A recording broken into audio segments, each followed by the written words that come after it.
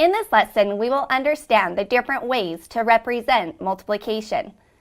In the book, Mastering Basic Math Facts in Multiplication and Division, it states, "Our goal in today's math classrooms has shifted from memorizing facts and procedures to increased understanding of math skills and concepts. We want our students to be able to do mathematics, but we also want them to understand the math they are doing." As educators, we have this vision when it comes to math facts. In this lesson, we will be discussing the different types of ways to represent multiplication facts to deepen students' understanding of the multiplication process.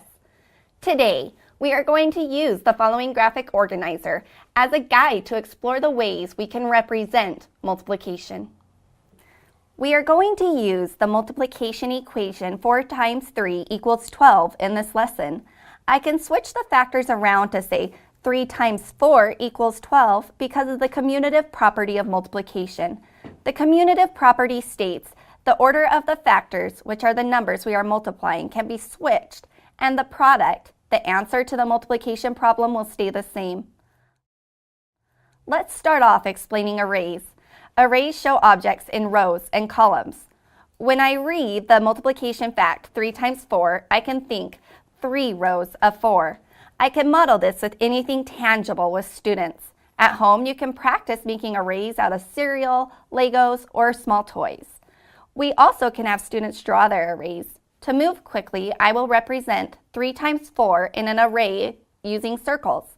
After I have drawn 3 rows of 4, I would then count the total number of circles to find my answer, which is known as the product.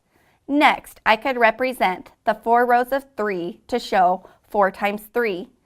You will notice that in both 3 times 4 and 4 times 3, there are a total of 12 circles. This justifies my reasoning of the commutative property of 3 times 4 and 4 times 3 both equal 12. Next, let's discuss sets.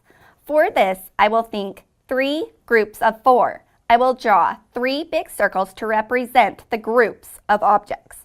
I will draw 4 stars in each group. I count how many stars there are in all to find my product of 12. 3 times 4 equals 12. We can also show 4 times 3.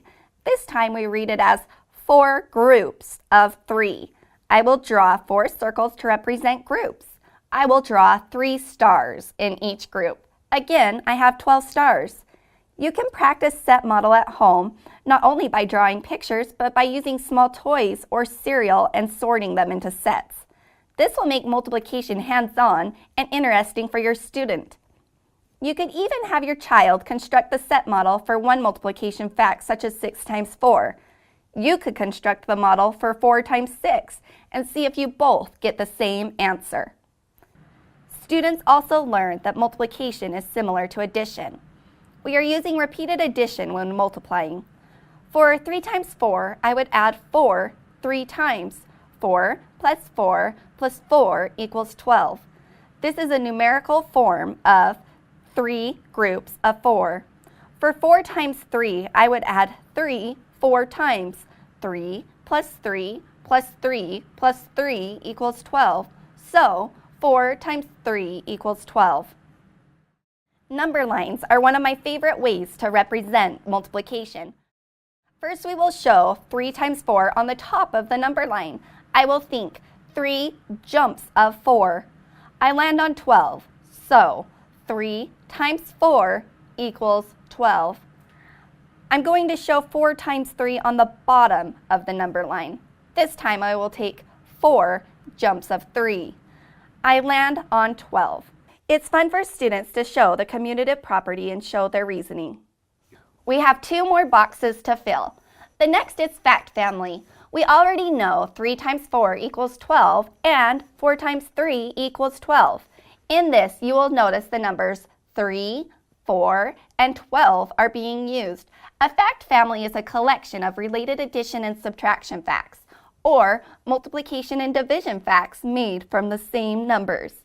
As we explore the relationship between multiplication and division, we can say 12 divided by 3 equals 4 and 12 divided by 4 equals 3. These are parts of a fact family of 3, 4, and 12. The last box is area model. Area model is very similar to arrays.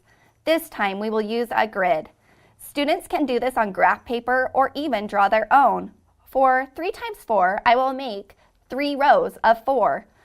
I will then count how many square units are inside my area model to find the product. I count 12 units, so 3 times 4 equals 12. We can also show 4 times 3 as well. Both area models result in 12 square units. This helps students bridge over the concept to finding area later. Today we explore different ways to represent multiplication. Showing a variety of ways for students is critical because some ways make more sense for some students than others. Each of these are a strategy in which the student can solve a multiplication equation. Today our objective was to understand the different ways to represent multiplication. We used the multiplication fact boxes to express 3 times 4 in arrays, sets, repeated addition equations, number lines, fact families, and area models to find the product.